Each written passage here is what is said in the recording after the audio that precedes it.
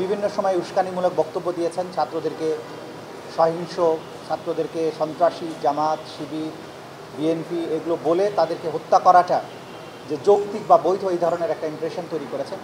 বিভিন্ন সময়ে উস্কানিমূলক নানান ধরনের বক্তব্য, প্রেস কনফারেন্সে কথা বলেছেন। তার নানান ধরনের কনভারসেশন আছে।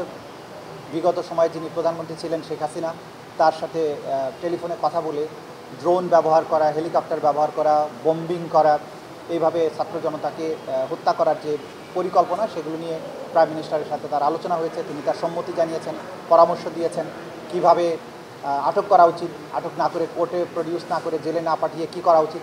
এই যে পুরো মানবতা বিরোধী অপরাধ সংগঠন হয়েছে বাংলাদেশে, সেই ব্যাপারে তার যে রোল, সেগুলোকে আমরা অভিযোগ আকারে নিয়ে এসেছিলাম।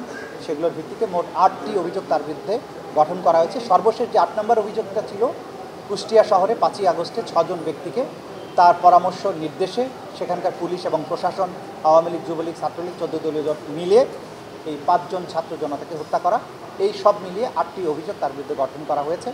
আগামী 30শে নভেম্বর তার এই মামলার ওপেনিং স্টেটমেন্টের জন্য এবং সাক্ষ্য গ্রহণের জন্য দিন ধার্য করা হয়েছে। একই রকম অভিযোগে মাহবুবুল আলম হানিফ, যিনি আওয়ামী লীগের অন্যতম একজন নেতা, এবং তার সহ কুষ্টিয়া আওয়ামী লীগের আরও 3 জন নেতা সহ মোট 4 জনের বিরুদ্ধে আরও একটি মামলায় অভিযোগ গঠন হয়েছে এবং সেটার বিচারের জন্য 25শে নভেম্বর সাক্ষ্য গ্রহণের জন্য দিন ধার্য করা হয়েছে। কোনো কিছুই আপনারা এটা আমলে নিতে পারবেন না। কারণ হচ্ছে, আজকে অভিযোগ গঠনের পরে আইনের বিধান হচ্ছে তাকে, আসামিকে জিজ্ঞাসাবাদ করতে হয় যে আপনার বিরুদ্ধে এই অভিযোগ গঠন হয়েছে, আপনি কি নিজেকে নির্দোষ মনে করেন নাকি দোষী মনে করেন। যদি উনি নিজেকে দোষী বলেন, তাহলে আদালত এখানেই এটার ভিত্তিতে একটা রায় দিয়ে ফেলতে পারেন। আর যদি উনি মনে করেন যে তিনি নির্দোষ হলে মামলাটি বিচারে যাবে, সাক্ষ্য প্রমাণের মাধ্যমেই তাকে প্রমাণ করতে হবে তিনি নির্দোষ, আর প্রসিকিউশন প্রমাণের চেষ্টা করবে তিনি দোষী। এই প্রশ্নের জবাবে তিনি একটা জবাবই শুধু দিতে পারবেন, সেটা হচ্ছে উনি দোষী না নির্দোষ।